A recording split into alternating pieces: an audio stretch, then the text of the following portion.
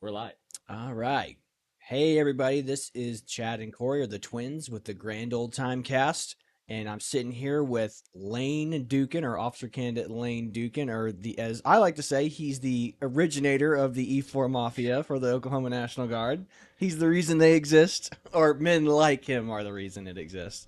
So thanks for coming, Lane. Tell me, tell us a little bit about yourself. Like, how'd you tell us who you are, where you're from, and just give us a little general zeitgeist about who you are.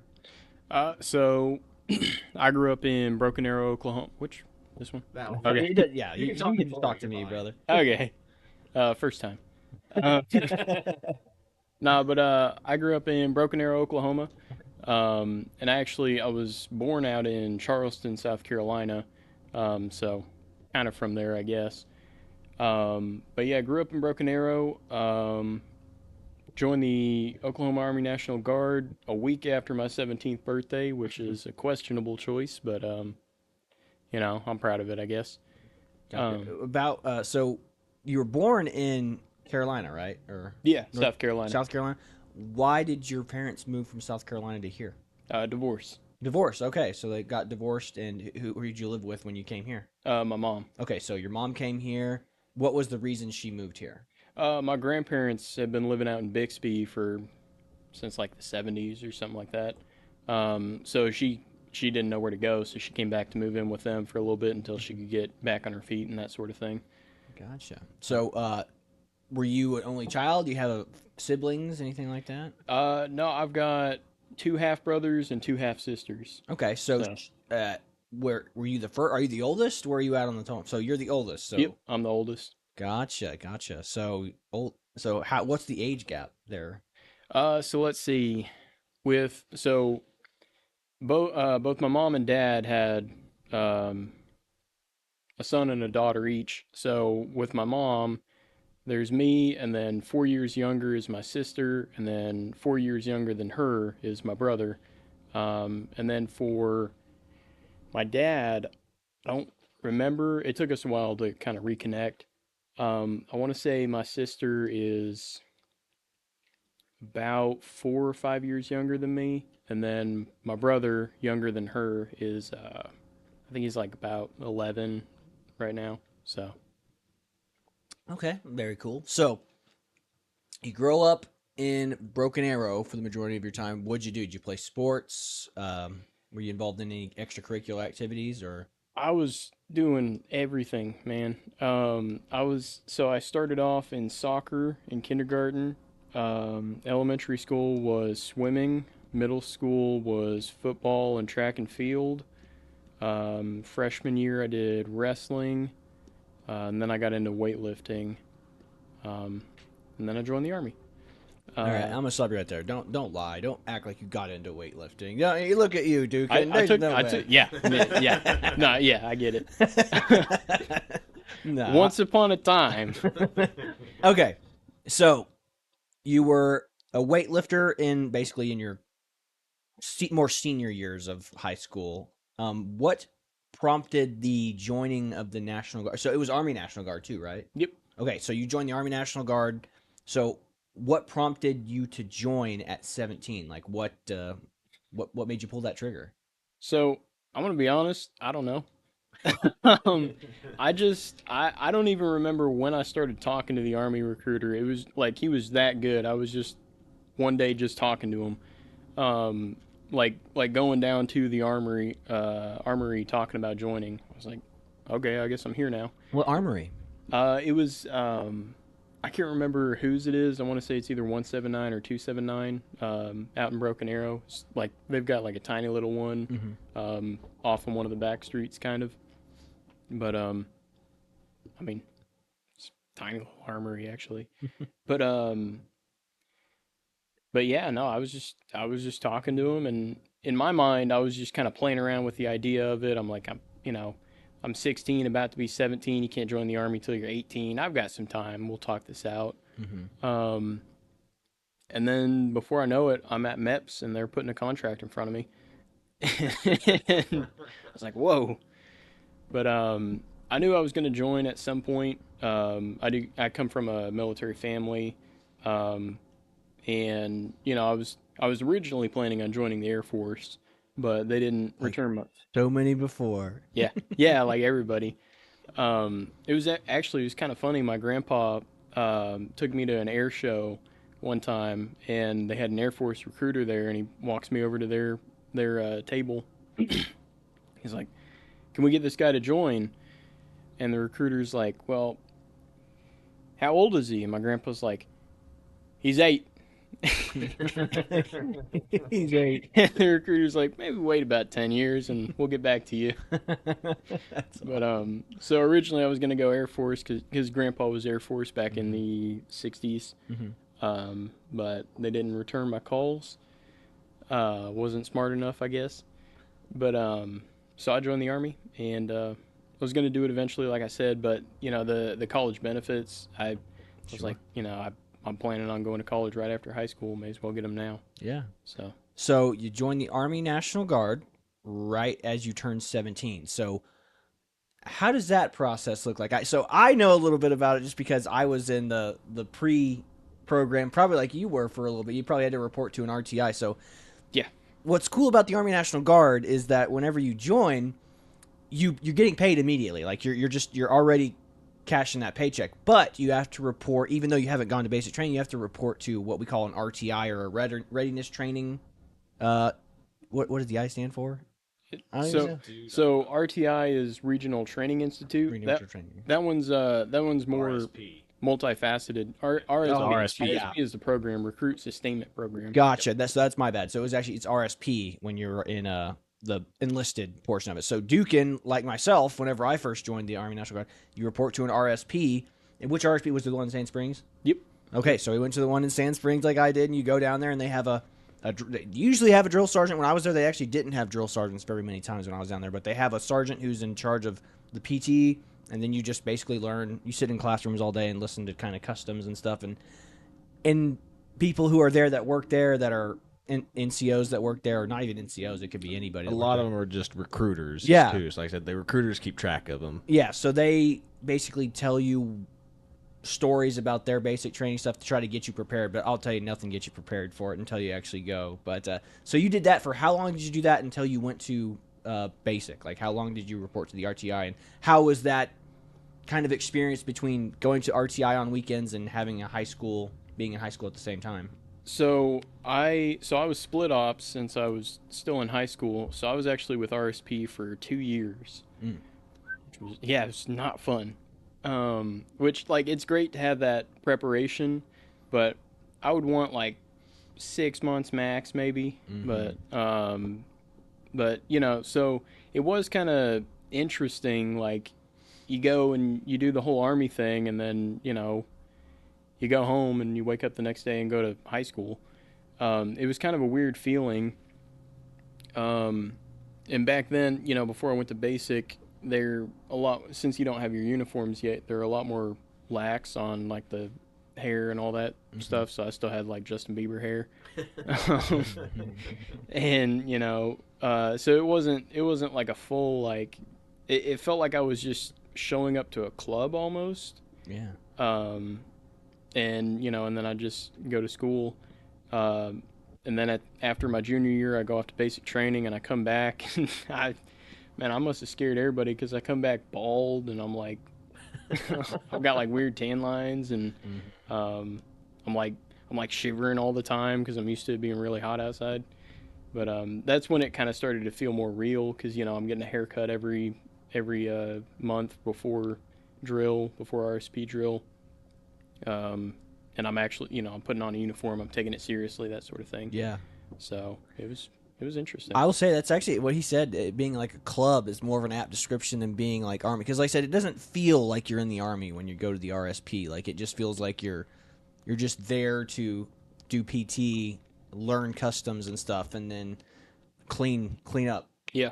And I mean, it's good because I mean, like you're getting paid to do simple work. That's why it's fine. But again, it's a great way for him to describe it because that's what it is. You're just like, it's surreal. You're like, I'm in the army, but it doesn't feel like I'm in the army. I don't have the uniform. I don't have any of the, and nobody really, like, they treat you like you're in the army there. So I say it is like a club, and like they do a great job prepping people for it. But again, nothing preps you for the the intensity that is basic training. So before you come back, so you ship out. So you're 17 when you ship. So you obviously when you go, you're in school. You go in the summertime, right? Like so. Yep. Tell us how that was as a 17-year-old young man going into basic training after going to the art. How long did you go to the RFP before you went to? Would you say 6 months, or was it like a couple of months before? Or? Yeah, I think it was right on 6 months actually, because so I joined in December. First drill was January, and I think I went to basic on like June 4th or something like that. Wow. So, but yeah, how was it going as a 17-year-old? Not great. It was not a good time. It was my first time, so I thought I'd be okay because I'd been away from home a few times, but I was always either with friends or family. This was the first time going somewhere where I like knew nobody. I had no contact with the outside world except for like handwritten mail. I'd never even written a letter before. You know, and I'm gonna be gone for 9 weeks and 4 days. I don't know. Is it still? I think it's 10 weeks now. Oh, but nice. It's pretty close. It's pretty similar still. Sweet. They gave him that Not- extra. Not counting that first week that you get at freaking reception either. Oh yeah, reception. How Ooh. long were you at reception? I was at reception for it. I mean, the days blended together. It was at least a week Okay. because they ran out of uniforms. I think we. My gosh. Yeah, I think we were coming close to 2 weeks before they were finally like, okay, we found some here, take them, go. And so nothing fit. Like it was kind of rough. But yeah, that was awful. Reception is the worst part by far. Everyone will say this ever. Like, so reception is when you get off the bus at like 1 a.m. You know, walk in. All the drill sergeants have you sign paperwork. You go through initial paperwork. You do another physical, and it's like you go to MEPS and you do like your hearing, your eyesight, and then you do all that again at MEPS. And then they issue your uniforms, your PT gear, your camel pack, and they're like, you will keep this camel pack full at all times. And you're just going and standing in lines. Like I said, you described it in your letters to us. It's like Disneyland, but there's no ride. You know, you're just standing in line. That's very apt. That's actually perfect. So that's how it is. Like, you're just standing there in line and you're just getting your equipment and you're getting your stuff, and they take away your phone from you. And if you're lucky, like I was lucky, we got our phones at like Sunday or something. Like, we were there longer than we were supposed to be. Like, they were like, if we can get this done, we can get this group of kids out of here on like Thursday, and we can be you know, basically have the weekend off because we don't have any more kids coming in. I was like, yes, please, you know, like do that. But no, we didn't, and we were there from like literally a Sunday to a Sunday, and then I think we left to go to meet the drills on a Monday morning. God, it was terrible. And they had no air conditioning in those buildings. It's like 80 degrees, 90 degrees, even in the winter. Like, you're like, when you're like, it's cold outside, so you'll be happy to go sleep in a warm. Like, no, it's just muggy, soggy, and it's just, reception is the worst. So you go to reception, you know that. So that's your first kind of culture shock. So yeah, reception just sucks. So you have a uniform that doesn't fit. You go to meet your drills. They load you up on the bus. They tell you to keep your head down and don't look. Okay, so give us a run through of your basic training as a 17-year-old young man going through that the first time. So, like with the head down, I think I repressed that memory. Like, I forgot about that because they had us put like, you know how you have your laundry bag, your barracks bag. They had us like put our heads in the barracks bag and everything. So I was just like, man, I'm about to like this is sketchy. They're about to They bagged you. yeah like take me off somewhere, and I don't know what's gonna happen. But so I was still back when I went through. They were still doing shark attack, and I think with Ivy, he was talking. They had it back then too. Yep. So Wait, what year did you go? Sorry. Oh yeah. Random question. So June of 2015. June 2015.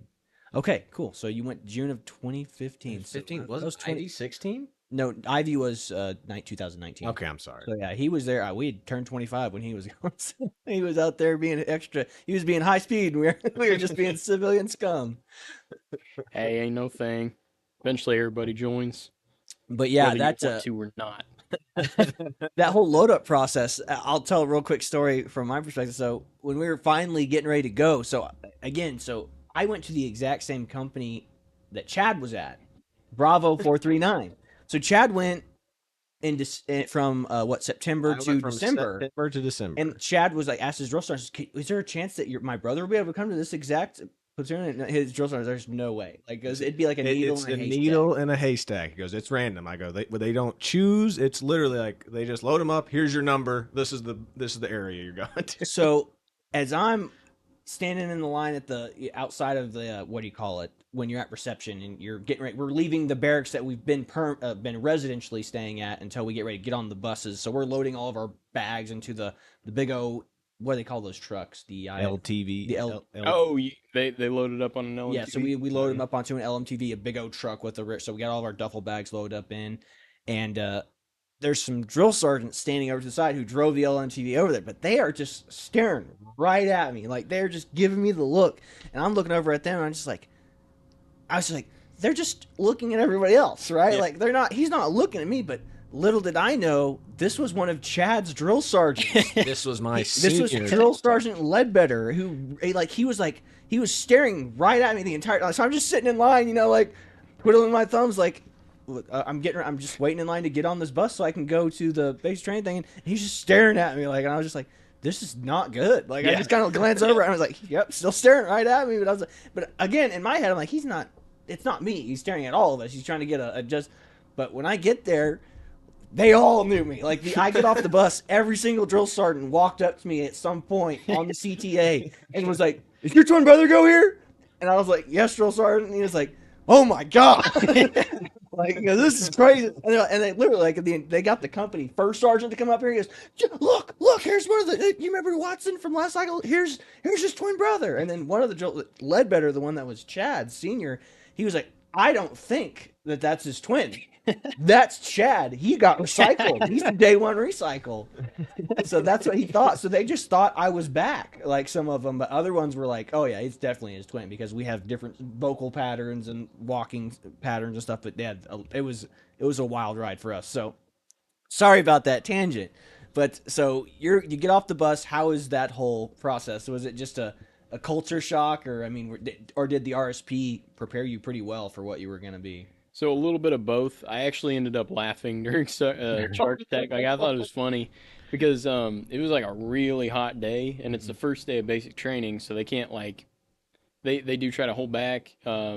It's just a yelling and loud noises portion of the shark attack. Essentially, it's just to throw you off guard. Exactly, and like if it was a little bit nicer, they might make us do like a few more push-ups or something. But most of it, it's just like they'd have us come from the buses, go over there and fall in, and meanwhile they're taking all our bags off the buses and piling it up, and they're yelling at people and they say, "Okay, go get your bags, hold it over your head," and you're running around with your bag over your head and that sort of thing. And it went on for a while, but it was like what they were trying to do is they basically try to line everybody up and talk smack on every single person individually, like get right in your face and just roast you for a little bit and then move on to the next guy. So it took a while. And I'm listening to some of the things these drill sergeants are saying, and I'm just like, then they get to me, and it's not funny anymore. But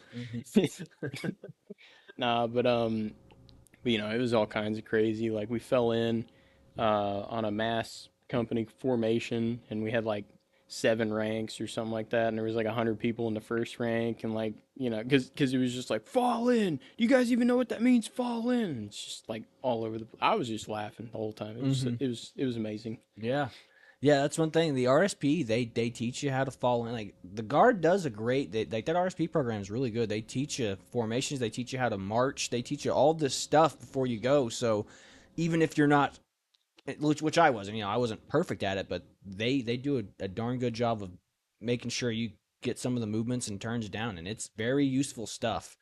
So it's good to know that, like, it wasn't like a culture shock to you, but like I said, it is a culture shock. The minute you get off that bus and somebody's yelling at your face, like, it does. But like, if you're like us, I find all this stuff quite funny. Like, so I laugh, I smile, and I just get told all the time, even here in the OCS environment, man. Phase 1. They'd be yelling at us to come outside after we'd be coming out of the classroom. And there were black hat captains just looking at me going, "Watson, wipe that smile off your face." I'm like, I can't help it. I'm just having so much fun. I'm just happy to be here. Yeah, because it's so like, especially as you're an older person, like this is just because you're just like it's so ridiculous. Yeah. You know, you're just Yeah. like this whole thing is a joke. But you understand it because it's getting you ready for the intense environment and it's the shell shock of the moment kind of stuff. But of your basic training experience, what's probably the best story you have? Like, or it doesn't have to be best. Like, well, best story, most Worst memorable story, story? funniest thing that happened. Like, what do you Oh, got? What goodness. happened to you at basic training? I mean, there were a bunch of like, so there wasn't anything all that big that happened. I did have one at the end. There's a bunch I could pick for this, but like just a bunch of like kind of decent stories. But one of them, it was the last day of basic training. It's like 6 in the morning, and they've been messing with us, all week, all the past 2 weeks, because you're done basically, but they want those barracks to be spotless, and they want to make sure you get no sleep, just as one last, mess with you type of thing. I remember that. Yeah. So I am exhausted, and I had followed the philosophy through basic training, like you don't want to be first, you don't want to be last, blend in, don't volunteer for anything. Um, That's what my uncle told me. yeah, yeah, and it's good advice, but it's the last day. I'm graduating in 4 hours, and so I was like, I'll take the plunge. If they have something for us to volunteer for, I'll do it. And sure enough, our drill sergeant comes out and he's like, "Hey, I need one person." So I go over there and he's like, "Hey, I need you to organize all our files, like all the files of all the recruits." And he says, "I need you to organize them in this way." And immediately, like I like fell asleep with my eyes open, I guess, because like I didn't hear a word he said. And he just hands me the crate and he's like, "Get to it." And I'm like, I just put them in an order that makes sense to me. I was like, well, I already know this is gonna go terrible, so I may as well just, Mm-hmm. And after I'm done, he's like, "All right, thanks." I was like, "Thanks, dang, maybe I should have taken that more seriously." And and I go outside and I fall back in, and we're all waiting around. We're in our class B's and all that, and we're just waiting to get loaded up on the bus or whatever it was that took us out to the parade field. And Drill Sergeant Dow comes like just like storming out of that door. And he's pissed, man. He's like, he says, "All right, first of all, everybody half right face." I was like, "Ooh, everybody." Were you guys in your dress uniforms? Oh Yeah. my gosh. He dropped all of us. And he's like, "Let me get one more. Who isn't retarded?" God, I love the old army. I was just like, I'm in the back of the formation. I'm like looking around, and like nobody realized that I went off to volunteer, and I'm like, oh, nobody knows it was me that's retarded. Mhm. But there are a few other stories, but that one kind of stuck with me because it was just like, that is you. Like, My gosh, It was- that is awesome. that was a good time. Yeah, you live at the mercy of the drill sergeants when you're at basic, and you'd be surprised. But I would say I volunteered for stuff a little bit more than I thought I would when I was there. But like I said, I just wasn't afraid of the reprisals or doing stuff like, you got to go and hang out with the drill sergeants kind of in an unscripted area, and they would kind of like they'll talk to you and give you some actual decent advice when you're with them, and then they'll basically leave you alone for a while. And now there was one time we went out and we had a new drill sergeant get transferred in. Man, he messed with us the whole time we were out there, like doing the ammo detail. Like I was like, because the first 2 times I went, I was like, this is great. Like a week of ammo detail is going to be awesome because we just stack ammo boxes. We all know what we're doing. And then like literally they had that one transfer drill sergeant coming in. He was like, "Why are you guys smoking and joking over here? I'll drop all of you right now." And we're just like looking at each other like, drill sergeant, we've never been, this is how we've been the whole time we've been doing weapons detail this week. And he's like, "Not when I'm around." I'm just like, oh my gosh, this blows now. Like, now it's not fun. So it's so different how, like I said, you just get one new person come in and it changed the dynamic of absolutely everything. Because you'd get these transfer in or these like reserve drill sergeants who come in for like training, and they would, it would just kill the vibe. Like you'd be Yeah. like, our drill sergeants, like we know what their temperament is, we know what we can do, we know what we can get away with, and like these new ones come in, it's like going, and especially the you have a harder time with like a lot of the part-time ones or a lot of the National Guard ones that come in for regional training, like because this is their moment because they don't get to do it all the time. So it's like it's with you all the time, and you're just like, dude, our drill sergeants, that like the regulars don't bother us this much. Why are you bothering me? Yeah. So it's pretty wild. Now, so actually, where'd you go? Where were you at for training? Would you go Fort Jackson? Yeah, I was Fort Jackson. Okay. Delta 213th. Delta 213. That's probably, I think, the same one Ivy was at, so that's pretty cool. So Fort Jackson, you were relaxing at Jackson, and you had the graduation on the same field, Hilton Field, same field that we all graduate on. So that's cool. Now, so you don't go to AIT because you're 17, you're in high school. So you go back, and you probably start school right back up after that. So like you're talking about having your shaved head and your peers like looking at you like, whoa, what? Yeah. And you're like a not really an official soldier, but you've got your beret and all that stuff, and you got your uniform, and so you're back into the so you're back in you're a green phaser basic. So if you go to basic training, there's a bunch of phases. You have white, red, white, blue phase, and that's before you go to basic. And then when you get out of basic, you're in what they call green phase because you have your greens now. You got your uniform. So you were in green phase from September to May of the following year. It was August to July, actually. My goodness. Yeah. So that's a long time to be a good. Now I feel bad for all those kids in Green Bay. Like they just go and they do the same stuff over and over every weekend, and the monotony of it all. Oh, how was being a green phaser? So it was extra painful because right before I left, so I was there long enough that I saw like 3 different shift changes at RSP, and like the Army the Army started off having recruiters running it, and then they were like, hey, the recruiters are working a lot, let's see if we can transition in like just NCOs from around the Guard and have them run it and see how that works. And they did that for a little bit, and it was awesome.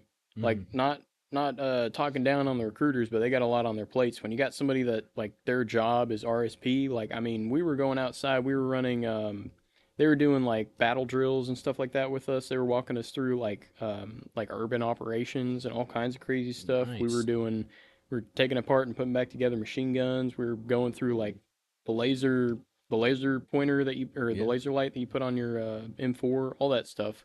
Just real quick, is this just the green phasers, or is this everybody? The green phasers are basically responsible for the kids that haven't gone yet. Like they're like, you set the example, or like we set the example. So, so that's what the green phasers. The green phasers are basically in charge, making sure all these other. I didn't go to the RSP long enough to. Yeah, know. you went one drill, and then I had to stick a bag, But yeah, that's what they do. They basically are responsible for. Dukin would have been responsible for all the kids who hadn't gone through, or pseudo responsible. It's like you've already been to basic. You know what it's all about. So, he gets to wear his uniform while they're walking around in civvies until they get back from green phase. So and that felt good too. I was walking past them like, yeah, I got my uniform. And I like and the kids. I would actually I had no problem talking to any of the kids who had gone through. Like I'd be like, hey, tell me exactly what happened. Tell me verbatim what do I need to expect. And they 18-year-old kids or 17-year-old kids will just sit there and talk to a 30-year-old man, just so we did this, and they loved it, because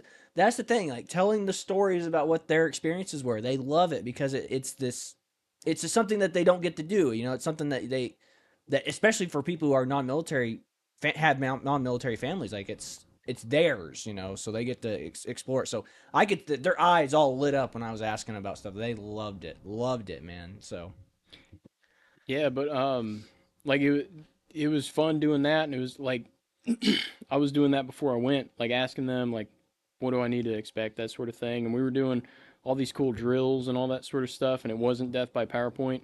Go off to basic, come back, and it's back to being recruiters, back to death by PowerPoint, like literally. Like, I'm sorry, that was good. Death by PowerPoint, that got me. Yeah, like, and they even said that too. They're like, this drill is going to be death by PowerPoint. And we're like, and it was just, you do PT, and then from 8 until like 3. 3, 4. It's just PowerPoints, just PowerPoints. Yep. So that was a painful year. But then I went to AIT. Yeah. Okay. So explain this again. So as a young 17-year-old kid going, you join, you go to the RSP. They train you on how to be prepared for basic training. Dukin goes to basic training. He comes back. He's finishing up his, I guess, senior year at that point, right? Yep. Senior year of high school. And then after he finishes his senior year, that summer, they're sending him back to what we call AIT, Advanced Individual Training. So, and again, you're not technically a soldier until you complete AIT. So you complete basic training and you're like, I'm a soldier now. It's like, again, I told this same thing to Ivy. It's like, you're the Milli Vanilli of soldiers. You got your beret. You've gone through the basic training environment. You're not a soldier until you get your advanced individual training. And a lot of people who've been on deployments, like, you're not a soldier until you've been on deployment. So there's a lot. Like, and there's some soldiers who be like, you're not a soldier unless you've been to Ranger School. There's a lot of that. There's a lot of that rivalry. But officially, you're not a soldier until you go to AIT, complete your advanced individual. So you go to AIT. What was your AIT and how was it? So I went to Fort Leonard Wood up in Missouri for 12 Tango Technical Engineer School. And it was interesting because like it was both fun and not fun because I got the feeling that some of our cadre kind of hated us. um, and they kind of hated their jobs too. Some of them were really awesome though. But it was this weird experience where it was kind of like you're like in community college essentially, but there's also like people yelling at you every now and then, and Yep. you're working out every morning. But it was, it was interesting. It was kind of fun. It was like we were doing fun stuff in class and all that, and it was a weird experience because now I'm in the army, but I get occasionally a pass, and I can go like around post and stuff like that, and I can eat junk food. Like I thought that was a trap. Um, Not only can I eat junk food, I can go out and buy the junk food myself. Like I can just go down to the PX. I was like, there ain't no way, man. I'm gonna come around the corner and there's gonna be somebody waiting for me. Some drill sergeant knife handed. Yeah. But in processing to out processing, I was there for about 5 months. Um, so it went on for a while. But I mean, yeah, it was fun. Good deal. So, what's the most memorable, or what's a bad story, good story, best story? What's your most memorable story from AIT? I think you and Chad were talking about one that you were talking about Yeah, earlier. we already We had a night guard talk about A that. night guard talk. Okay, I got to hear this then. we already know where this story which story I'm going with here. So all of this is alleged. Um, Oh, wow. I'm going to go that route. hypothetically. So so Fort Leonard Wood is situated between uh probably the second smallest town in Missouri and the smallest town in Missouri. Um, when I was there, they had a combined population of 4,000 people, not including like that's both cities together, not including Fort Leonard Wood itself, obviously. Um, and things to do were, they'd recommend you go to the Mall of Wainwright, which is one of those towns, or no, it was the Mall of St. Roberts. I get them mixed up. The Mall of St. Roberts was a Walmart. That was it. Like that, you had a Walmart, you had a theater that had like 2 or 3 screens, and then you had a Wendy's. And like usually most weekends we would end up chain smoking outside of a come and go because like there's nothing else to do, and I picked up smoking in AIT. Like it was that boring. So the point is, we're spinning our wheels on those weekends, and they tell you like, hey, doesn't matter how old you are, you cannot drink. Doesn't matter how old you are, you cannot get a hotel. Now the hotel thing, originally what people were doing, and this was as late as like a year before I went. What people were doing is they would get a hotel for the weekend and they would just crash there, and it would just be like, you're not doing the army thing. You have your own place. You're waking up and going to Wendy's or whatever to get something to eat. You can pretend you're not at AIT for a little bit, Mhm. and it was really relaxing. But obviously, when you've got 18, 19-year-old people getting hotel rooms, bad things happen. So they banned it. What were those bad things? Well, you see, when Man, when a man and a woman love each other very much, There are lots of females at your AIT. there were a decent amount. Okay, all right. was- So that's. I was curious if it was like female soldiers or if they were like. I don't know if that area in Fort Leonard has a lot of ladies of the night trolling the streets or not, but Maybe, I don't know. okay. So it's soldiers and young soldiers hooking up. Gotcha. Yeah. But we had basically finished up our training, and we were going to be kind of in a semi holdover phase. And it was basically our last weekend, because usually they try to encourage you to stay on post for your actual last weekend, so you don't go off and you don't get arrested or anything like that, and they can just ship you off and call it good, less paperwork. So this was going to be our last weekend to go off post, and we were like, Go hard. Our rules really rules. Yeah, go hard or go home. Yeah, go hard or go home. So it was me, Medina, Tapa. are you sure you should be saying these names? It was me, a guy, another guy, Some friends. some friends, man, some friends. Some nameless friends. We only had one guy that was over 21. The rest of us were like 19 or 20. And we had him go in and buy alcohol where we're all like around the corner, just like peeking around. Did he get it? Did he get carded? That sort of thing. But so we had the plan, like we're gonna have a good weekend. We're gonna bend the rules a little bit, allegedly, and have a good time. So we get the alcohol, and the hotel's right behind us, and we're like, well, we gotta have somewhere to drink it. We can't just be drinking on the street. Let's just get a hotel room. We're gonna drink for a little bit, be like a 1 hour thing, toss everything out, and check out. And so we get the hotel room, go up there, and somebody had the bright idea to invite a couple other people. And so we're all over there just drinking, and these 3 other soldiers in our company, they were a different MOS school. They come in, and there's 2 guys and a girl. Like, hey, welcome to the party. You want some Captain Morgan? They ignored us, and they went over to the bed, Oh boy. and they got a little bit handsy, and it was just like 4 or 5 19, 20-year-old dudes just with red Solo cups, like, oh, what do we do?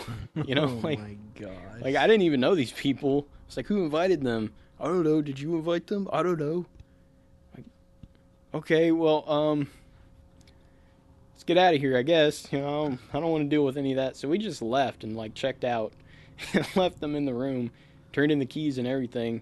I didn't know how to deal with that, and they're not my people, so but yeah, we go to check out, and a grand like 3 hours total has passed since we checked in, and the receptionist is like, oh, wait a minute, you guys are recruits, aren't you? Gotta go, bye. Run out the door. Because they were told like they're not allowed to let recruits get rooms. But so anyways, so Out of curiosity, before we get, how old were these 3 people that came in that just started? And they were all 3 doing it together, or was just 2 of them, and then the other one was just kind of smoking and joking, hanging out with you guys? Like, what's going on here? I knew their names at the time. I don't remember their name. I knew like one of their names at the time. I knew which like MOS school they were in, because like our company was a combination of 4 different MOSs. I knew which school they were in, and I knew one of their names. That is it. But all 3 of them, just guy, girl, guy, just on one of the beds, and I was like, I want to get out of here before I start seeing anything else. and everybody else wanted to too. Yeah, it was just like honestly, we left them there. They may have gotten kicked out of the army. I don't remember. Yeah. But Ugh, so weird. I was like, Don't do anything to threaten your army career. yep. Like if they're really that great, save it for once you graduate. Like just take care of it at home. Like do it later. Is that an army rhyme? If they're that great, wait till you graduate. Oh, I didn't even know. Hey, that should be a slogan. If they're that we great, just made a new army slogan. Yeah. Guys. if they're that great, pick a date. But yeah, you'll get kicked out so fast if they find out. Oh, But anyway, so that's kind of the backstory of where we're at. So we get outside, we're a little bit buzzed, and we realize time has gotten away from us. Like that whole situation was a little bit crazy for us, so we weren't paying attention. It is like 10 minutes to final formation, and we're like, oh no, we are between buzzed and drunk, and we're about to be late to final formation. This is not going to be a good night. But we call up the CQ sergeant. He was a guy that wasn't around all that often. He just came in to do CQ every now and then, I guess. And we called him and we said, hey, there's a lot of traffic and the taxis aren't responding to our calls. So we might be a little bit late. And that's why we haven't gotten there yet. we're good. And he's just like, when are you getting here? A taxi has not arrived yet. That part was not a lie. Because we hadn't called them yet. And he's like, all right, I'll give you it. Our final formation was like 9, I think, or something like that. And he's like, all right, I'll give you till 9:15 to get here. I'm like, sweet, 20 minutes or 25 minutes. We got plenty of time. Piece of cake. Yeah, piece of cake. We'll make that, no problem. And we call up. Somebody was like, "No, let me call this one taxi driver. They're a total G. Like, it's gonna be great." I was like, "I don't know. Pretty sure you're the one that invited those people. I don't know if I want to trust you." And he's like, "Well, it's this or we walk." I was like, "All right." Calls her up. She's awesome. Rolls up. I'm like, "Hey, you guys are about to be late to formation, aren't you?" Yeah. She's like, all right, I'll step on it. So we all pile in, and it was, let me count up. I don't want to say names. Thank you for that earlier, by the way. So we had 5 people piling into this taxi cab. And as we're getting in, we see like a silhouette in the darkness. And I think this is the part I told you about. You did. We see a silhouette in the darkness. You're like, who is that? Who is that? And he stumbles in under a street lamp, and it's another guy who I was about to name. And he is hammered. Oh my god. Like he is gone. I don't even know where this guy went. He wasn't with us when he's just on his own, and he is drunk. And he is graduating tomorrow. And we're like, oh no, dude. He's like, hey guys, what y'all up to? I'm like, man, we gotta go. Like it's like I don't know who you've been with, but like get in. So we pull him into the taxi, and like we basically just put him on our laps in the back seat because he's like gone. Like that scene from Dumb and Dumber where they're just picking up random people on the road. It's like, who's that? Pick them up! Yeah. Yeah. And the taxi driver lady was so nice. She's just like, oh man, y'all got to get that guy some water. Come on, bring him in. Let's go. And we pile him in. We're flying down the road and sped all the way back. And we make it just in time for final formation. And we get out of the car, and she's like, all right, good luck, guys. And we're like, thanks, we'll need it. We run up there, and we get in the mass formation, and it's dark out, and there's like a light that's shining just perfectly so that all of us look silhouetted, but the CQ sergeant, is visible. So we're like, all right, sweet. We've kind of got the shadows. We've got concealment here. We can move this this gentleman to, kind of the back, so he's not obvious. And CQ Sergeant is like announcing stuff like blah blah blah blah blah. Lights out is going to be in 30 minutes or an hour or whatever. You can do this, you cannot do that. Safety brief, that sort of thing. And this guy is like, after everything the CQ Sergeant says, like every sentence, yes, Sergeant! Yes, Sergeant! Like the only guy in a company of 200 people just screaming and just doing his thing, and like, and at first CQ Sergeant's like, all right, we got somebody that's motivated. But then he starts to figure it out. He's like, man, that guy's kind of slurring his words a little bit. It's like responding to the most random stuff. I just mentioned like bathrooms, and he's excited. Like, so he starts to realize, and he's like, who is that? God. And we're like, oh no. And this guy's about to say something, and one of us, I can't remember who it was, like jumps up real quick and like puts our hand over his mouth and like, shut up. And he just kind of nods, and we let him go. And I also forgot to mention, at this point he can't stand, so like somebody's like holding him up. Oh my God. So we're like, dude, listen, if you do not do what we tell you to do, you are going to be kicked out of the Army tonight. And he's like, he had like a brief moment of sobriety, and he's like, lay low. like, just, we will tell you what to do. Do exactly what we tell you to do. He's like, okay. First of all, shut up. Okay. So we get that established. And obviously nobody has answered the CQ Sergeant yet, but he's heard a lot of whispering in the formation. So he's like, all right, that's it.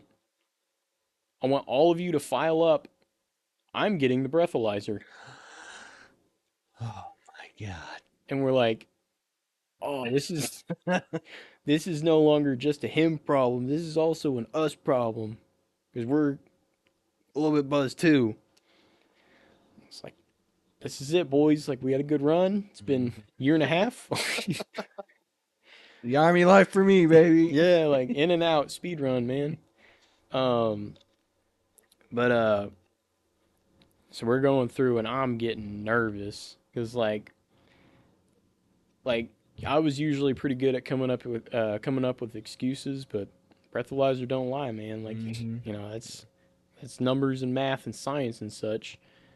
So I'm trying to think of something, anything. I'm trying to trade back places with people, but there's other people that are like, because they're drunk too. Mm-hmm. It was a good weekend.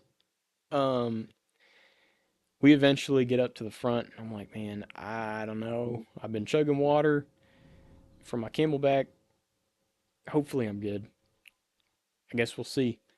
We get up there, and he's not breathalyzing people anymore. And I'm like, hey, what happened? Like, is he, like, does he trust us now or something? Did he find somebody and give up? And they're like, no, the breathalyzer ran out of batteries. It's like, we're safe. We're back in it, boys. What a great day. We're back in it. He's like, but he's interviewing everybody that comes through, and like he's like taking his time with them. I know I'm good, but I look back at that one gentleman, and he's leaning against the wall, fading fast. I was like, ugh. And you have to like walk into the office to talk to this guy, so we can't like prop him up, like be on the side of the door, like holding him or something like that. Do not pass go. Do not collect $200. Yeah, like we're running out of options quick. But it gets to me and the rest of my friends that originally, went out together, and we all get through no problem. And we had pushed him back to right behind us, getting him as far back in the line as possible to give him as much time, hoping and praying that he'd be all right. And can't remember who it was, but before they went in for their interview, they pulled him aside and they're like, "Look, man, you gotta walk in here. Like, this is it. This is the Super Bowl. Like you gotta just all we need you to do, stand up straight and speak coherently for 2 minutes. It's all we need. And then we will literally carry you up the stairs if we have to after you get done with the interview. And he's like, yes, Sergeant. yeah. He's just like, yeah. Oh And we're my like, God. oh, I mean, did our best. We'll just see if this floats. And Let's see if this turd floats. yeah. And we go around, we finish up with our interviews. We go around the corner, and like the wall was kind of this weird thing where there was like a window on it, even though it was an interior wall. But it worked out great for us because we could watch and see what happened. And we watched this guy come into the building. He is stumbling, like he barely makes it to that office door, and we're like, It's over. and as soon as he goes through that door, The threshold. as soon as he crosses the threshold, most professional person I've ever seen. He's walking perfectly straight. Like I don't know what happened. Like it was like magic. Like he was tilted coming into like he was leaning coming into the building, and then just perfectly fine, completely sober. And he goes in there, and we're like, okay, he walked the walk. Can he talk the talk? Literally, like, is it gonna what's it gonna sound like? And he's talking to this sergeant, and you can hear a little bit of a slur, but man, he is like struggling to keep it coherent.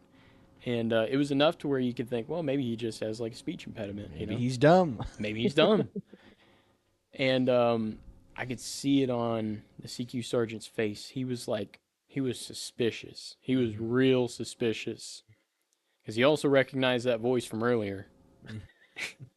He was like, and I can't remember what all questions he asked him, but he was really going after him.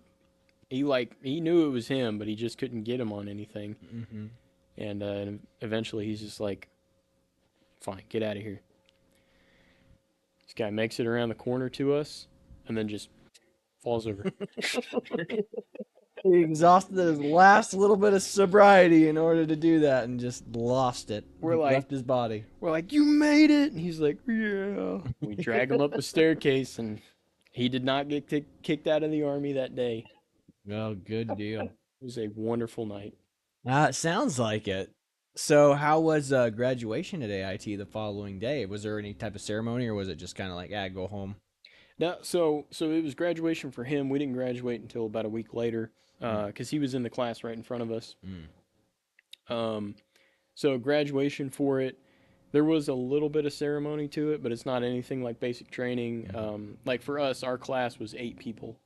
So they just pulled us into a room, and I mean, they had like somebody high ranking, I don't remember who, probably some lieutenant colonel or something, and like representatives of the program. They had the master sergeant that was in charge of that school and all that sort of thing. And it was basically just, march in, say a couple words, get your certificate, and then you're done basically, and you go home.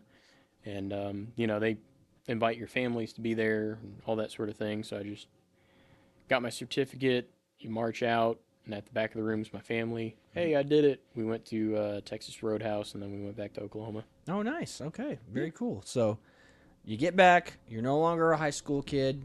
What's the plan once you get back? You obviously report to your unit, but how does that look for you? So I got back. So I graduated November 15th. And I had I graduated 2016. Yep, 2016 from AIT. In May, I had graduated high school, so I kind of missed that first semester of college. But while I was at AIT, I actually applied for college. I actually applied to OU initially and went there, but I wouldn't be starting until the spring. So I get back in November. I'm excused from November drill. In December, they do on-ramp, actually, which is kind of like RSP's last hurrah. They actually sent us to the RTI in Oklahoma City. I want to say it was in the education building all day. But they just, they're like, hey, you're going to be going off to your unit now. Here's your unit. Here's your UIC.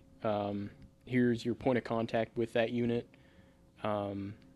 These are some of the things the Army has to offer, like, hey, did you know, tuition waiver, hey, GI Bill, stuff like that, student loan forgiveness. They have that program where, like, if you're a soldier and you come on like really serious financial times, they have a pool of money that people donate to, and they'll give you some out of it if you apply, and stuff like that. And then I reported to my unit in January. So, and it was a 720 Survey and Design Company. Okay. And then I also went out to OU around that time. But yeah, that's kind of what it looked like just coming back. Finally, I was a real soldier. Finally, I was not in RSP anymore. 2 years of RSP, like on the dot, 2 years, December to December. Or January to December. But so I got assigned to the 720 Survey and Design Company in Coweta, but they call it the Broken Arrow Armed Forces Reserve Center. Okay. So a little bit confusing, but it was in that building, and it was a company of 10 people at that time. 10 people. 10 people. Company of 10. Jeez Louise, that's wild. So, what is it like being in your unit? Did you enjoy it? Is it obviously considerably better than being in the RSP and all that other stuff? So, give us a little taste of what your life in the 10-man company was like. So, and also for some of those curious, on some documents it was referred to as like a detachment instead of a company, but we always called it a company. It was a company on some documents. It was kind of a weird. Anyways, it was awesome at 720th. I've been with 3 units, varying opinions, but 720th was awesome because it was 10 people, and the leadership were very much like, hey, if we get our work done and we do it right, we go home. Like 1 + 1 = 2. Do your job. And so, and since it's a 10-man company, like there's not a whole lot going on. So we would show up and we would just bust our butts. And Saturday we'd usually, we'd show up at about 8 in the morning. We'd leave at like 3 or 4. And Sunday we would show up at 8 in the morning and we'd leave at like 1 or 2. Which is like, that's stupid early for the Oklahoma Army National Guard. And it was great. And we were actually working. We were getting stuff done. We were getting all the normal, like every drill, you're going to have to do PMCS.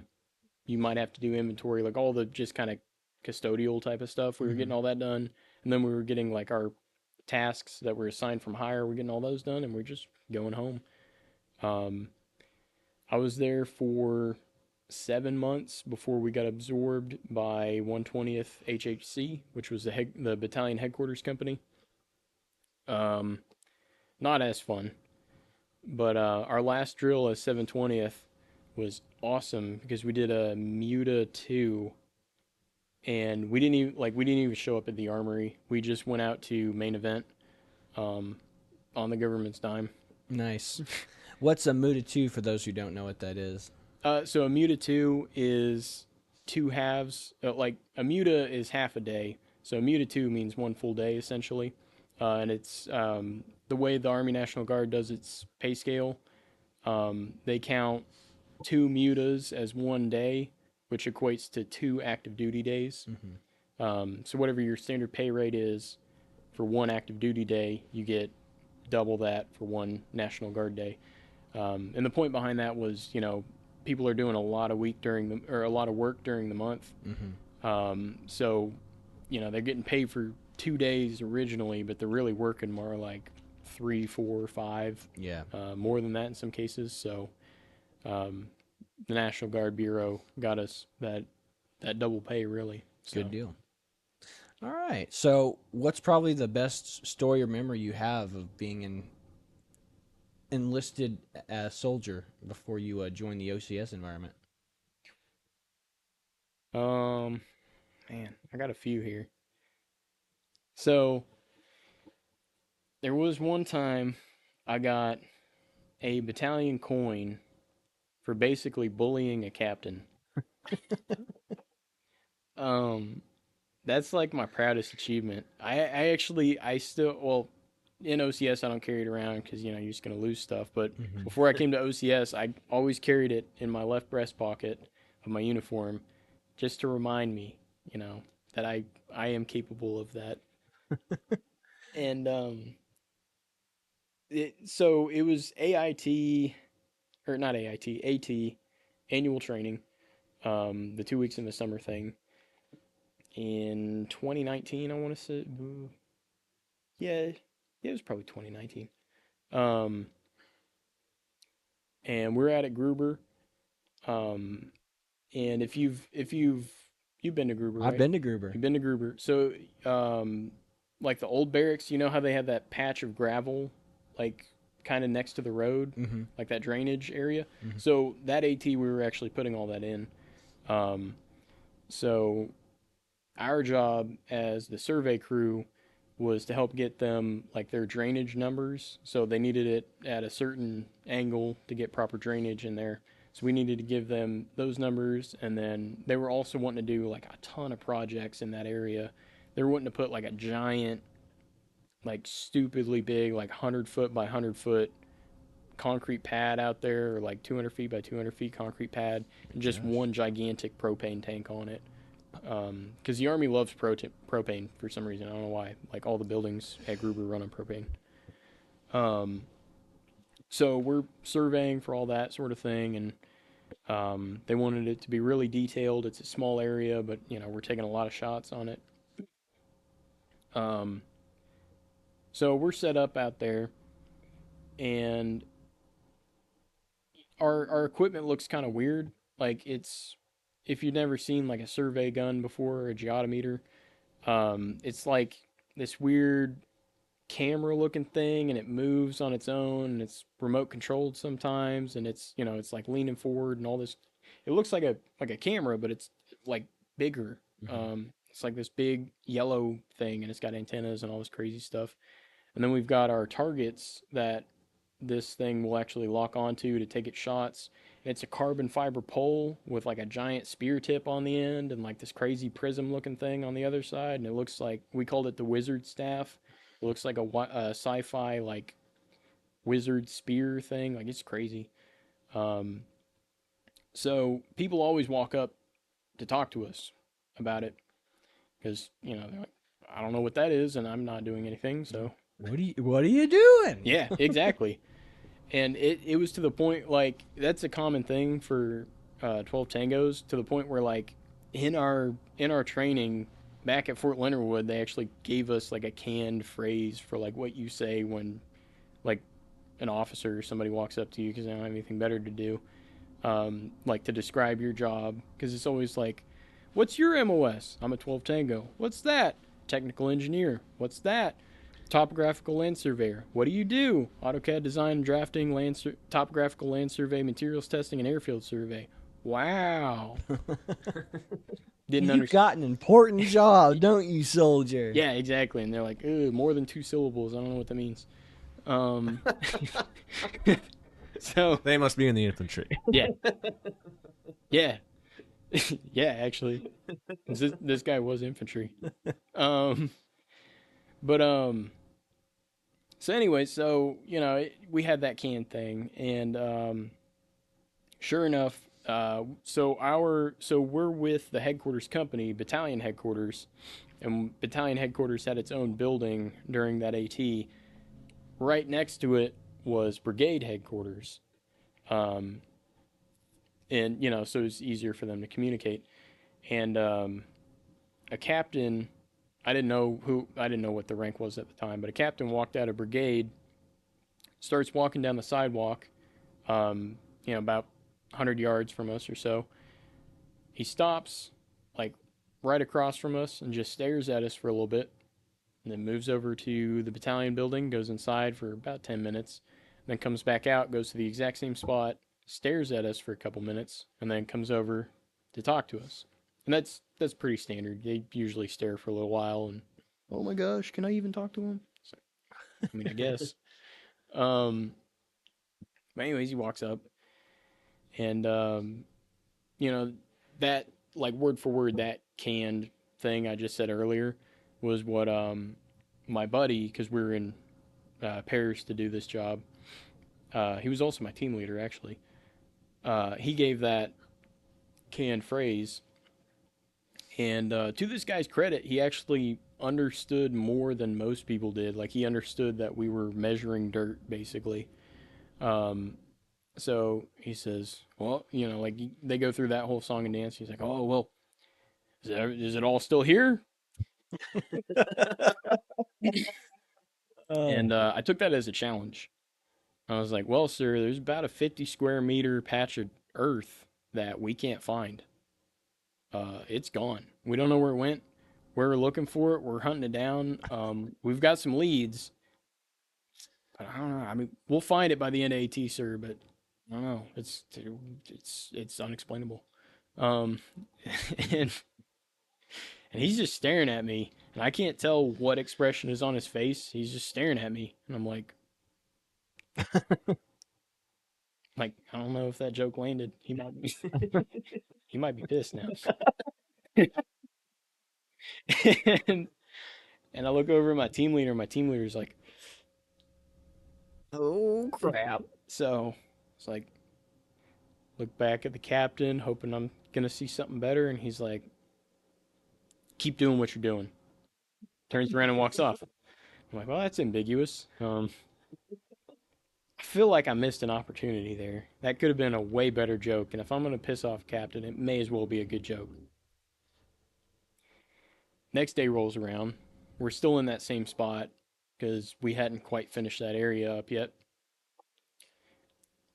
After a while, guy walks out of brigade headquarters, stops on the sidewalk, stares at us for a little bit, walks over to battalion headquarters. He's in for about 10 minutes, comes back out, goes to the same spot, stares at us for another couple minutes, and then starts walking over. And I was like, that's the same guy. Oh, he is mad, isn't he? Why would he come back? You know? And but he comes over, and I'm just waiting to face the music. But he comes over, and the exact same canned phrase of like, "What's your MOS? What do you do?" That sort of thing I said earlier happened again, like word for word. My team leader, like they had the exact same conversation as yesterday. Same guy, same conversation, same word, like word for word, note for note, bar for bar, exact same thing. And I realized something. You get one redo in life. That is my belief. The universe or God or whatever you believe in gives you one. And the powers that be thought it best to give me that one redo in that moment, that exact moment of my life. And I was not going to screw it up. So he gets to the end and he's like, "So, is it all still here?" And I'd been taking a geology class that semester. And I just start rattling off every vocab word I can remember from this class. And like I'm giving definitions to stuff, like I'm working it in. None of it has to do with Camp Gruber at all. Mm-hmm. But I'm talking about like hot spots. I'm talking about like the shifting of the lithosphere. I'm talking about like all kinds of crazy stuff. I'm talking about some stuff that does actually pertain to Camp Gruber. I'm talking about the clay under the soil and how, it's hard to build roads on that and it shifts all the time. And I'm talking about how the polarity of the earth is set to change, to flip here soon. And, like the magnetic north in Canada and blah, blah, blah. Like all this crazy stuff just back to back to back for like 5 minutes straight. And I was like, and as I feel myself running out of stuff to say, I start wrapping it up and I'm like, "But sir, we're on the job, we've got it under control, I think we're going to be okay, we're going to have this done by the end of AT." And the entire time I was talking to this guy, his eyes are just getting bigger and bigger and bigger and bigger. And he's like expressionless though. So like I can't tell if he's like scared or surprised or like even more mad now. I look over at my team leader, and his eyes have also gotten big, but he's scared. And he's just like, this captain, I look back at him and he's just like, I just want you to know, I'm not an engineer officer, I'm an infantry officer. I just got assigned to this brigade. I don't really know a whole lot about what you guys do. I don't really understand a lot about what you guys do. But you were doing God's work out here.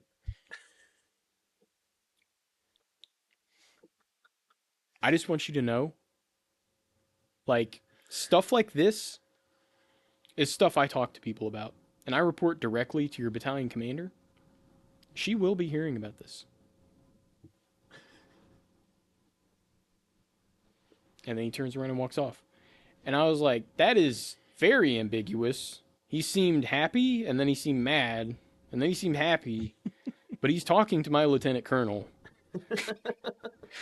And I kind of want to know, like, where we're at. I'm like, oh, well, you know. Because at that point, I was, it was June or July, and I was getting out of the Army in December. Because I wasn't planning on extending at that point. So I was like, whatever. I'm going to go out on a high note. I turn and look at my team leader, and he is, like, ashen. Like, he is about to fall over. Like, he's about to pass out. He is so scared. I was like, what? He's like, dude, you just basically, like, talk smack on a captain for a little bit. Like, you insulted his intelligence for, like, 5 minutes straight. Because he understood everything I said. The captain just didn't. Or we assumed didn't. So he's scared. Because now that guy's going to go talk to our battalion commander, and he's responsible for me. So that means he's going to get chewed up. I was like, forgot about that whole Army thing.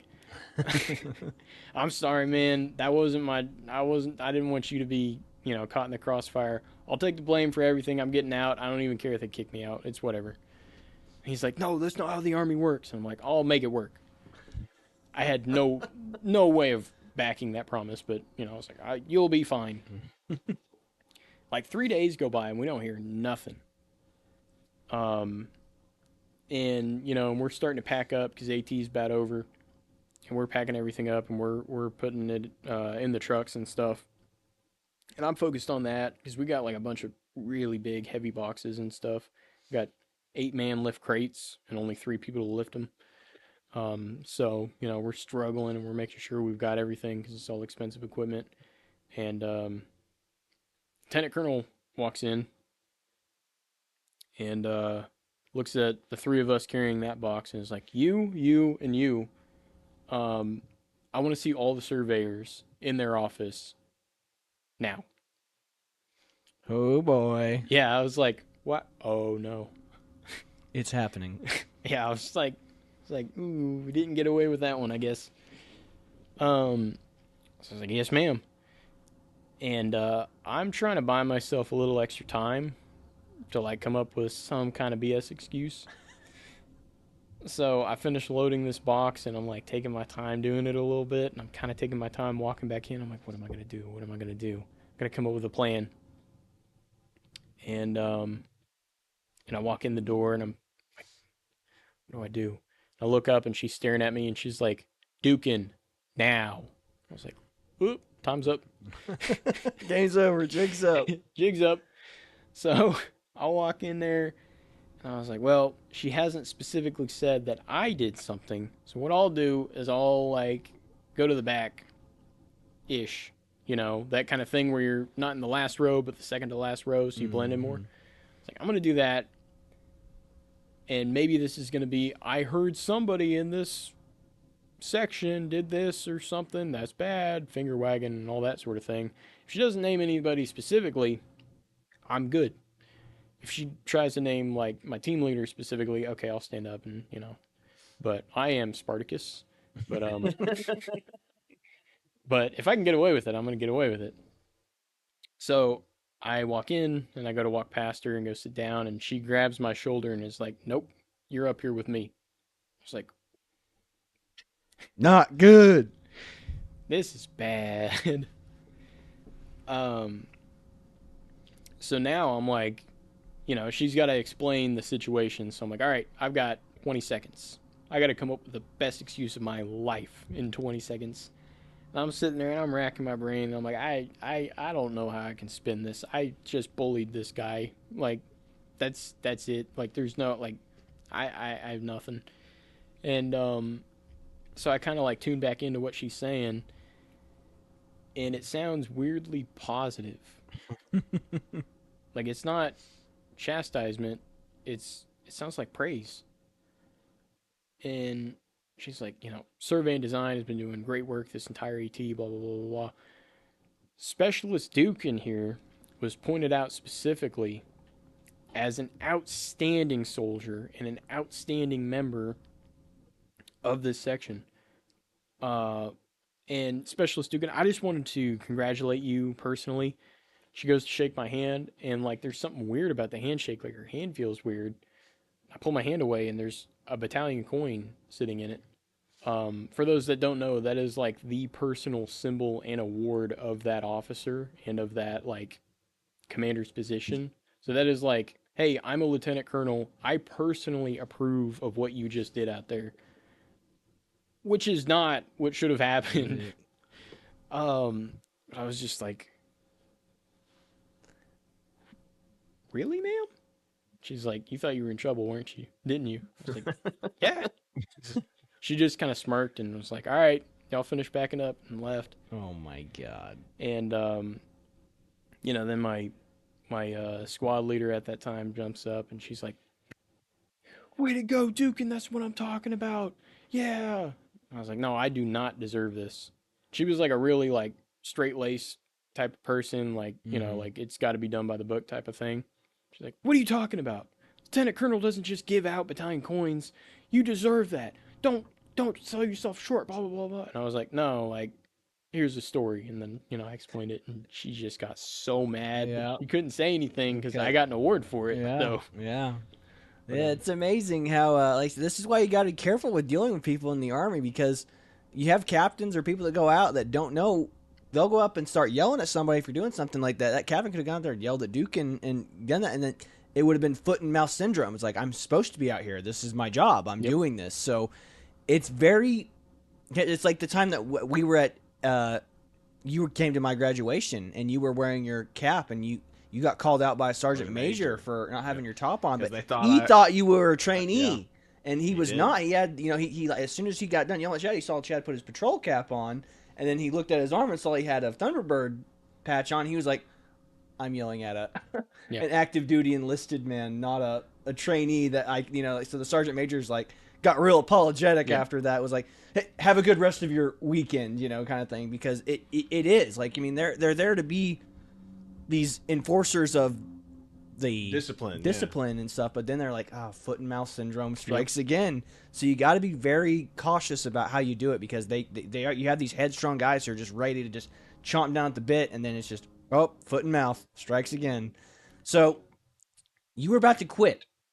What drove you to stay and join the officer candidate program of all things? Like, what happened after that? Like, why? So, it was kind of a multi-step thing there, I guess, like two different crossroads of, okay, I'm getting out or I'm not getting out. And originally, like I said, I was going to get out. And my former squad leader, who I'd been working with for a few years at that point, he had transferred out to a different company out in Muskogee. And he calls me up and he's like, you getting out or not? I was like, I probably got to get out. And he's like, well, I'm with a line unit now instead of that headquarters unit. You got to come out here, man. It's so much better. I was like, really? And he's like, it's night and day. It's amazing. So I was like, I don't know if I want to stick in the Army. And he's like, look, I've got 2 years left until I retire. You come work for me, you ain't doing nothing. It's going to be awesome. I was like, you're speaking my language. Let's do it. So I extended for 2 years, with the only like condition being that I get moved to that company, and they had to accept it. They wanted to keep me in in their company, so it looks better for their retention numbers. Mm-hmm. But keeping a soldier in is keeping a soldier in. Yeah, That's especially now. yeah. So they were like, all right, fine, we'll put that transfer through as long as you stay in the army. And I got like $6,000 bonus or something like that out of, or no, it was like $3,000 or $4,000, but I got a bonus out of it, which was awesome. Um, Always a plus. always. But and I also thought, hey, at this point, this guy had become basically my mentor. Mm-hmm. And I thought, well, after he retires, there's a chance I'm never going to talk to this guy again. I may as well like sit back seat for a little while longer, pick up as much as I can, and after those 2 years, figure out what I want to do. And so I transferred out there, and it was awesome. It was great because we were basically the only. I mean, there were 2 units in that armory, but the other unit drilled at different times than we did. So we were basically all on our own out in Muskogee because the rest of the battalion was in Broken Arrow with the headquarters company. And that headquarters company was very straight-laced, so they forced all the other companies to be really straight-laced because they're all in the same building. We're out there getting away with murder, man. It was awesome. But we also did good work. Like that was the company that put in all that drainage at Gruber. I think they also had something to do with like resurfacing some roads out there and stuff like that. Like they actually, it's, I hate the expression work hard, play hard, but that was like their thing. Good deal. So then, and after those 2 years were up, originally I was actually going to reclass to 12 November and go get my E5. But this, that squad leader, he convinced me, he's like, hey, I mean, you've been in a headquarters company, you've been in a headquarters section now for 2 years. I've been trying to give you tasks that kind of pair you up with the XO. You fit in, try OCS. I was like, all right, I'll try it. And then I get hit by that train. So when did you get into OCS officially? Like, how long were you in the pre-OCS program? So I was with pre-OCS. I joined pre-OCS in January. So same time as Chad then. So January of 2023? Yes. Okay. Yeah. So you came in the same drill as Chad? Yeah, your first drill was my first drill at pre-OC. Hey. Okay, very cool. But yeah, I liked how that lined up too, because I joined in December. I get to my first unit 2 years later in January. I start OCS in January. I like how it's all lining up. Yeah. That's why, like, my commission contract, I'm upset it's going to be in like September or something like that. Yeah.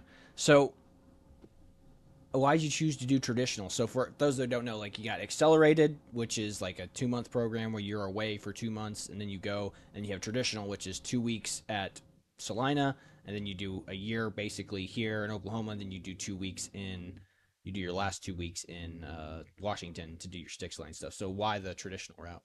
So I actually chose summer accelerated. That was what I wanted to do.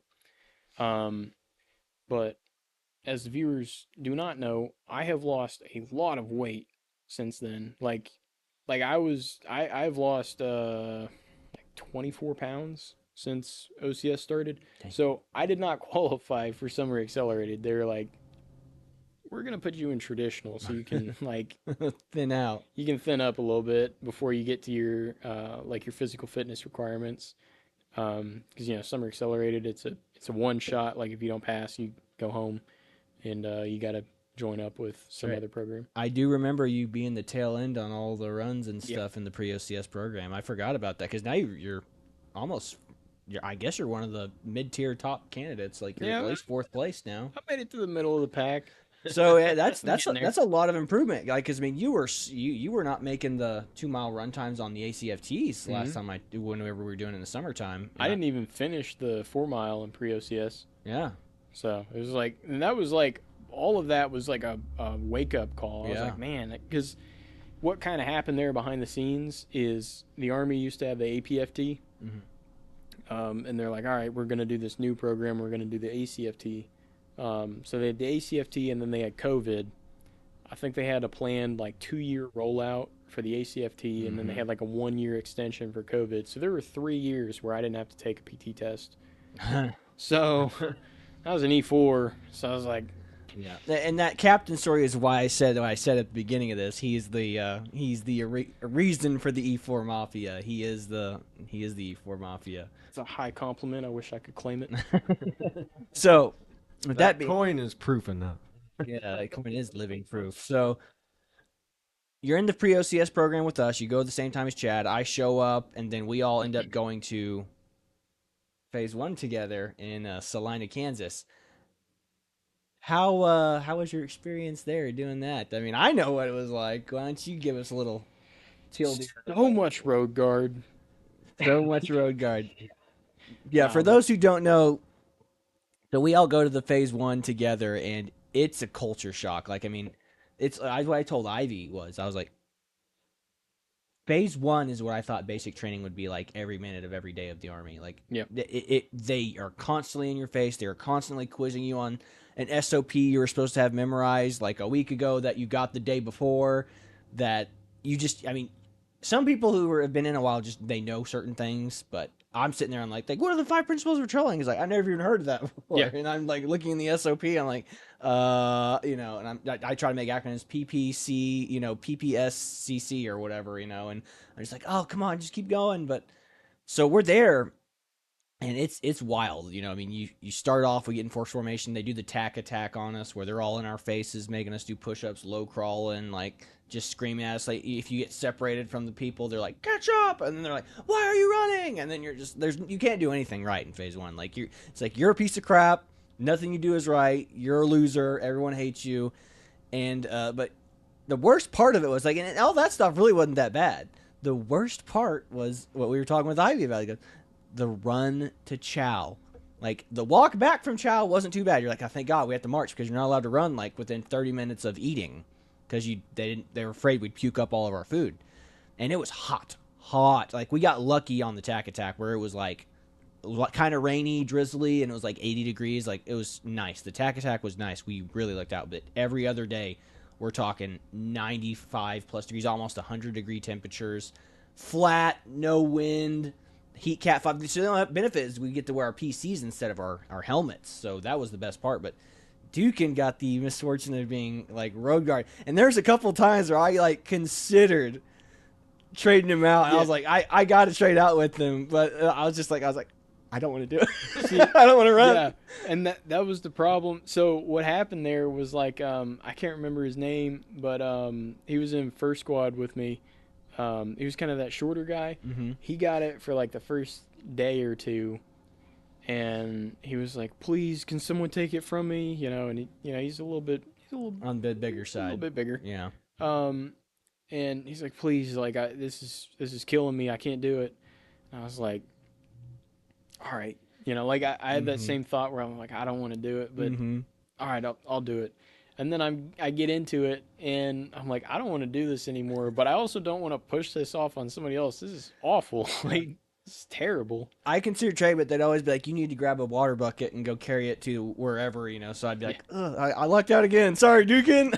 Sorry. Yeah, they told me to do this, and I don't want to disobey orders. But, yeah, no, it sucked because you start, they're like double time, and you're like, double time's nothing. You can, like, anybody can double time anywhere for probably 30 minutes to an hour. Yeah. But double time there was not double time. It was triple time. Yeah. Like you were sprinting, and we were in first platoon. Like so every time I say the stragglers of first platoon will slow down the other two platoons, so they're not running as fast as we are. But we are just flat, like So, and the one time I did do road guard, or several times I did road guard on that day, I was like, I never want to do this again. So to make it up to Duchan, I did his laundry for him on the nights because I was like I felt so bad because he just kept getting it. Like they were like, oh, everybody in first squad has a duty assigned already, and Dukin's like, I was like, oh man, that poor kid. Please. But yeah, Dukin, like it's when you're there, you don't see it. Like even me and Chad both lost like 10 pounds while we were there. You lost like 15. Like Yeah. it was crazy. Which is why, in retrospect, I'm kind of glad I got that fire or the road guard because I think that's what did it. Yeah. Like, Yeah, I mean, it was wild. Phase one is it's a culture shock. I mean, there's no it's like what my buddy in the 82nd said. He goes, every school you go to is going to be a kick in the teeth. There's no like school you go to like, hey, this is a really good school. You know, you'll Yeah. go back and be like, yeah, we showed up and just started getting yelled at and smoked, and you're just like, this is what the Army is. Welcome to it. You know, but it is like the officer candidate stuff is way harder than I thought anything else would be, and yeah, Dukin survived the. I think 3 times in a row you had road guard like 3 days in a row. Like, Yeah. like, oh, I don't know where it came from, but when I got home, I opened my duffel bag and there was a road guard vest in there. Like I still have it. hang it up, mount it on your wall. Yeah, I survived OCS road guard, I was like, you. dude. So, phase 2. How's phase 2 been for you? Like, I mean, what have you thought of that? I like it. There's definitely been like it. I've learned a lot about myself in phase 2. Where it's like, hey, I need to work on this. I do all right at that. But you know, overall, this is what I need to improve on. Now there's a lot to improve on, but it's a completely different like experience because now you can be right. It's rare, but you can be right. But their main focus is that mentorship because at this point, like with OCS, phase 1 is kind of the litmus test. If you can make it through phase 1, they want you to pass. Yeah. They're not going to give it to you, but they want you to pass. So it feels like from here on out, like as long as we're knocking out the physical fitness stuff, they're going to get us through the academic stuff. Really, all they We're want basically done with the academic stuff. We've done all the tests now, so Yeah, exactly. We're done with that, and they even like they give us like great study guides and stuff like that because they want you to get through it. They don't want you to be held up by something like that. it's and like I said, the first half when we get back, it's all tests. Like I mean, everything in the first year essentially, or not the first 6 months, is tests and physical assessments. Like they're trying to figure out where you are, if you can pass the like because you'll run the 4 mile, but they're gonna see where you're at and like what you need to improve on. And then it's gonna be all getting all the mental stuff done. And then once you're done with all that, now we got the dine in, the upcoming dine in. Then we have the staff ride. So we're getting all that done, and then we're gonna do the sticks lanes, and that's the combat stuff, which is what we were all talking about with Ivy. Like it's the fun stuff you're kind of looking forward to because it's more interesting than everything else we've done. It's like, oh, I get to boss people around and be like, hey, we're setting up a fire mission over there. Get set up, you know. So that's what's cool about it. But yeah, I agree. It shows you where you're at, and it shows you that how you can rely on people, and you know, you always feel bad when you let people down, and that's the good part of the Army. Like, I mean, just that camaraderie. You know, it's like whenever you showed up late that one time, like you were just like, I feel so bad. And you're like, dude, just calm down. You made it. I don't know what happened. So, and you know, everybody's trying to help each other out so they can pass their leadership evals. You know, it's good stuff. Like, I mean, it brings everybody together. Like everybody in the class, we're all really close. We're all good buddies now. So it's a fun part of it. Now, the last part of this thing is, what advice would you give to incoming officer candidates, people who are going this route like us? What would you say to them to help get them through, or just general Army advice too? You know. Well, so for OCS, I'd say one thing, like don't get caught up in all that gimmicky crap that gets recommended that you should get off Amazon or something like that. Like just get you right in the rain, get you some good boots, maybe some good socks, and like the only real gimmicky thing would be like a map case, but if it's not like a big sturdy one, like if it's one of those goofy ones that's like a shoestring that hangs around your neck, don't bother with it. That's stupid. You're not gonna like where are you gonna put that? You know, mine was awesome because it had a 249 sling. It's like so that thing was not going anywhere. But something like that, really useful.